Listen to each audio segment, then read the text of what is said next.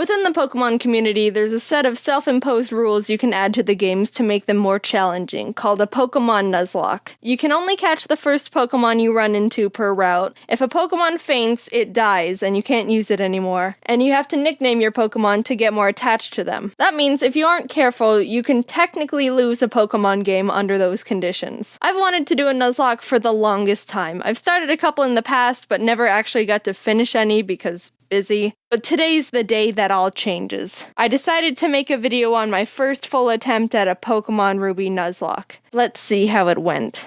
After breaking free from the back of the moving truck my mom stuffed me in and introducing myself to the neighbor Brendan, the kid that I always thought was a monkey said that he heard screaming up ahead. Professor Birch is getting mauled by a level 2 Poochyena, so I let his Torchic out and she scratches the crap out of it. He gifts me Torchic for rescuing him, and I name her Teriyaki, my first Pokemon. Walking up the route more, I run into Brendan, who challenges me to a battle, where Teriyaki proceeds to also scratch the crap out of his Mudkip. Good job, Teriyaki, you're 2 for 2, doing great. Professor Birch gives me 5 Pokeballs, and the nuzlocke has officially started. I walked back up to catch my first Pokemon and ran into a Zigzagoon. Alright, not the best, but I can work with this. You know, I think we're gonna have a really awesome adventure. Dude! So Teriyaki one-shotted Zigzagoon with a critical hit scratch, but whatever. Contain your murder a little bit, alright, guy? Route 102 is right around the corner, and that's where I was able to catch Corn the Seedot. Look at us, couple of friends ready to take on the Hoenn region together. After watching the weird kid Wally struggle to catch his first Pokemon, I continued on to Route 104 and found a little Talo in the grass. Aggressive and screams and hungry? Oh yeah, I know your name. In Petalburg Forest, a Team Magma grunt jumps some random professor, so Ari and Teriyaki peck his eyes out. Oh, hello, Shroomish. I'm gonna name you Onion. I make it to Rustboro, and while getting ready to take on Roxanne's gym, Teriyaki kills another Zigzagoon I was about to catch. What's your problem with Zigzagoons, dude? But it turned out alright, because she also ended up evolving. Onion was able to destroy Roxanne with ease, and we got our first gym badge. Exiting the gym, we catch a glance that Team Magma is up to no good again. Something about the scorching earth or something. And this old man exclaims that they stole his Pico. Here's your dog. Also, you're coming with me. The mayor thanks me by turning me into his errand boy, and I arrive in Dewford to give a letter to Stephen. Alright, what do we got? Ugh. Okay, chomps. After finding Stephen, it was time to take on Brawly, the next gym leader. Ari's a stone-cold killer and easily earned MVP in that fight. Things were going well, 2 badges in, and the team is looking good. On my way to the next city, I caught a tentacle on the beach. Squidward. And after beating Team Magma and Brendan again in Slateport, it was time again to get ready for the gym battle with Watson. But as I was fighting some trainers, Chomps the Mawile got electrocuted a bit too hard and was killed. Jaden, let's battle. I want to show you how strong I am. Okay. Ari, this is an electric gym. You're not allowed to fight in here, so you can just wait outside. While battling the gym trainers, Onion evolved into Breloom, and together with Teriyaki, they were able to get another victory. Now we were riding high. 3 gym badges in and no main casualties. With our massive confidence, we decided to take on the Windstrait family's challenge of beating all their family members. I had Squidward out front to get him some experience, but we ran into some troubles with Grandma. Oh god, it's gonna do a high jump kick. We can take him out, but I need a clean switch first.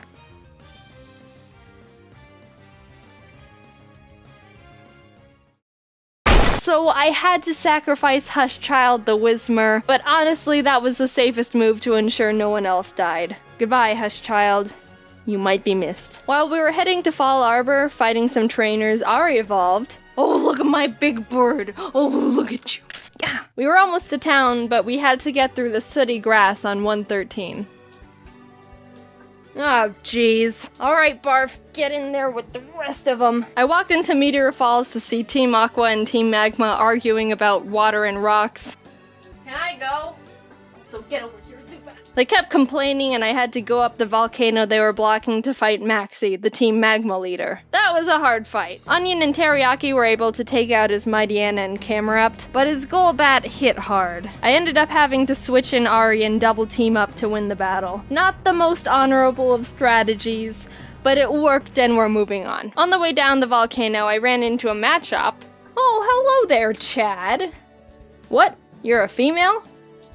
Did I stutter? We arrived in Level Ridge Town and started getting through Flannery's gym. During that time, Squidward was almost killed by a Fury swiping Kecleon. Fury swipes. Oh my gosh, that does a lot of damage. Stop! But when it came time to battle, he pulled his weight and more. Honestly, with the team, there wasn't much I could have done to Flannery's fire Pokemon, but Squidward came in clutch by learning Bubble Beam, and it was all over for her. Badge 4, under our belt. Brendan met up with us outside the gym to give us goggles so we could walk in the sandstorms. I found a claw fossil, and Anorith was born. I didn't know what to name it, so my friend named him Gary. Now it was time for the 5th gym. After some training, Chad evolved into Machoke, and the team was leveled up. I started the battle with Ari, and after realizing I was in trouble...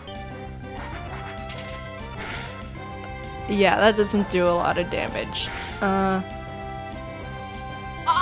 I managed to squeak by with more double teams. Ari was barely able to take out the first slacking, so when the second, stronger one came out, I knew I had to use a different strategy. I brought out Onion to leech seed it and try and get more chip damage in, which worked, but he was also killed by Slacking's Facade, which I thought he could take. Chad was able to finish off the rest of the fight, but that was the first death that actually hurt. I'm not crying. Someone's just chopping onions in here. But with every down, there's an up, and Corn stepped up and was ready to fill Onion's spot. While passing through Mauville again, Watson asked us to help him turn off the city's generator, and while down there I found a Magnemite. You wanna come with? Okay. We kept on our way, catching Spurky the Electrike, and while fighting some trainers, Corn survived 2 very close calls. He took a Swords Dance boosted Fury Cutter by Ninjask, and a misclick from me which resulted in him tanking a wing attack from a Tailo. No! Corn, no! Oh. Dude, Corn, I'm so sorry. You're such a trooper. Good news is Squidward evolved while training, so that's neat. We arrived in Fortree City, and this was a gym I was really nervous about. Not only did we not have a good team to take on a flying-type gym, but Winona's Altaria is notorious for sweeping teams if she sets up too many dragon dances. I went to the grass to train up the team, and the worst happened. Corn was killed by Pin Missile from a Zigzagoon. Wait, no. Stop,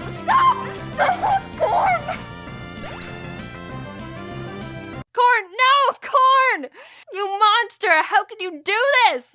Is this why you kept trying to kill all the Zigzagoons? I want to think that Corn sacrificed himself because he knew we were at too much of a disadvantage going into Winona's gym, and by opening up a space, we could get the type advantage we needed to stand a chance. With a heavy heart, I brought Zip Zap Zop the Magnemite to the team, and realized how much more grinding I was gonna have to do. I had to fight so many Merrills to get Zip Zap Zop on par with the rest of the team. You wanna know how many? The move Thunderbolt can be used 15 times before it runs out, and I had to go back to the Pokemon Center almost 6 separate times to refill it, meaning Zip Zap Zop killed more than 80 Marill that were living in that lake. Winona led with Swellow, which Zip Zap Zop was able to take out, but she immediately brought out Altaria, which made me very scared because I know she's got Earthquake on that thing. I didn't have a clean switch, and I knew no one on the team could take 2 hits from this Cloud Bird, so I ultimately decided that I'd have to have Zip Zap Zop paralyze it in exchange for his death. Goodbye, Zip Zap Zop.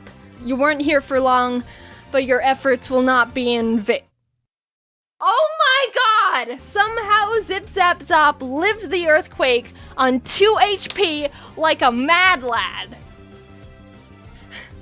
Corn must have been looking down on us for that one, because there was definitely a 90% chance Zip Zap Zop was supposed to die there. With that string of luck, I was able to switch Ari in for Zip Zap Zop to predict another earthquake, and started chipping away at the Altaria, which was not gonna be easy. She was already starting to stack up those dragon dances, which make her moves even more powerful, and I was legitimately sweating. But with what little luck we had left, Winona got greedy and tried to get in that last dragon dance, and that's when Ari was able to swoop in and snipe that kill. If that Altaria would have decided to attack at any point, she would have one-shotted anyone and everyone on my team. Thank you, Corn.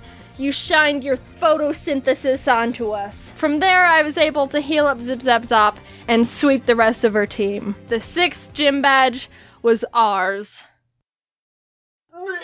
Outside the Safari Zone, I found a Duskull I was able to catch. I tried to have Gary on the team since resurrecting him from the dirt, but he honestly has like no moves that do damage, so I decided to replace him with Sin. We arrived in Lily Cove and I tried fishing on the beach for a Pokemon, but Chad punched the Whalmer I reeled up too hard and killed it. We stormed Team Magma's base, and while trying to get the Master Ball they've got on the ground, an Electrode exploded and almost killed Chad, which was uncalled for. After beating their admin, they escaped into a submarine, and I went on to fight the next gym. Tate and Liza were the first double battle gym leaders, and I didn't realize until too late that I was just a tad underleveled for them. They don't have any more than 2 Pokemon, so I think we should be okay. 42?! Uh-oh. Sin and Zip Zap Zop made a good duo, being able to confuse and paralyze them, but Solrock managed to get off a Sunny Day powered flamethrower in Zip Zap Zop's face, which totally killed him. That really sucked. He put in so much work for the team and really carried us this far. The rest of this fight's for you, Zip Zap Zop. Squidward came out, and together with Sin, were able to finish off the duo, getting us our 7th gym badge. Alright, Spurky, you're up. I think I single-handedly wiped out the entire water Pokemon population between Zip Zap Zop and Spurky. I went to Shoal Cave and caught Blubby the Spheal, and went out to take on Maxie one last time. For some reason, I didn't learn my lesson when being underleveled for Tate and Liza, because I was even more underleveled for Maxie. Mightyena. It doesn't go down?! This fight was rough. Chad was able to take out his Mightyena, but I resorted to Squidward when his Crobat came out, and luck wasn't on my side here, because Squidward was killed by a high-roll wing attack. The way Pokemon works is there's a small range of damage an attack can do. It's not actually the same all the time, and it's kinda based on chance. So even though it looked like Squidward could have lived 2 wing attacks, Maxie was able to get a low roll on the first one, and a high roll on the second, which was the death of Squidward. But it wasn't time to give up. We had to persevere. For Squidward. Ari came in and took out the Crobat, and lived on 1 HP when hit by Camerap's Rock Slide. It was a tough battle, but we squeaked by. Barely. After that fight, I needed to take a step back and seriously grind up the team again. If we were just a bit more underleveled, we would have been murdered. Blubby joined the team and we got to work, eventually arriving in Sutopolis. Steven and the Sutopolis gym leader Wallace were there saying Groudon was in the cave because someone used the wrong orb and pissed him off. So I went in there, walked up to Groudon, and Master Balled him immediately. There's no way I'm fighting Groudon. Now get in the box. While fighting Wallace, Spurky was able to take out his Luvdisc and Celio. Sin beat his Whiscash, and Chad finished off the Milotic. The team was perfect. And after obtaining our final gym badge, I knew we were ready for the Elite Four. We got through Victory Road. Wally tried to fight us for the last time, but he just needs to stop. We exited the cave, and there it was. The final challenge. Here we go. Sydney was up first, and honestly, he wasn't a challenge at all. Chad and Teriyaki were able to take care of his team with ease. Phoebe wasn't difficult either, with Sin and Blubby being MVPs. Glacio was a bit tougher. Teriyaki was able to take out her Glalie, and Spurky could handle her Celios, but her Walrein was the big problem. Walreins are thick, can tank a lot of hits, and can do a lot of damage. I would know. because I have one. I brought out Chad and she was able to get in a good amount of damage, but she was ultimately killed by Blizzard. Sin came out to try and confuse it, but it broke through the confusion and landed a Sheer Cold. Sheer Cold is a one-hit KO move. It has a 30% chance of hitting the target and will fail if the target Pokemon's level is higher than the user's. But even under all those conditions, it hit, and Sin was killed. Two great team members, down and out. Chad was with us for so long and pulled so much weight, and Sin got us through some really tough battles. Even with those losses, we were able to finish Glacia off and move on to the final Elite Four member, Drake. Drake's got a tough team, but we've got a Blubby, and she wanted revenge for her fallen comrades. She ice beamed every single one of Drake's Pokemon. Just a straight up massacre. And with that, it was on to the last battle. Steven Stone. I was legitimately nervous. I led with Spurky to take out his Skarmory as quick as possible, and Blubby was able to take out his Claydol and Aggron, but then came his Metagross.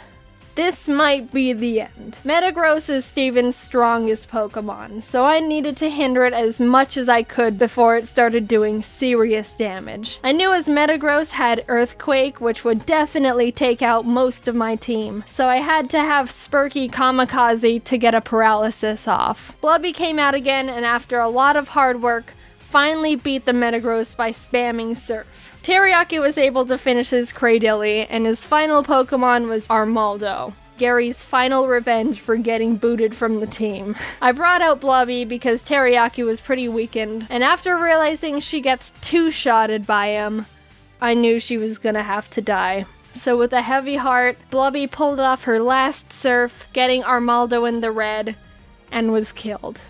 Teriyaki, the Pokemon who's been with us from the start, who'd seen her friends die in front of her, the OG, refused to let any more murder happen. Onion, Corn, Zip Zap Zop, Squidward, Chad, Sin, Spurky, Blubby. Their zeros and ones won't go down in vain. One good kick to the head, and we did it. We completed the Pokemon Ruby Nuzlocke. Teriyaki and Ari were the only survivors, but the whole team put in a lot of work to get us to number 1. A cheers to the true Mad Lads.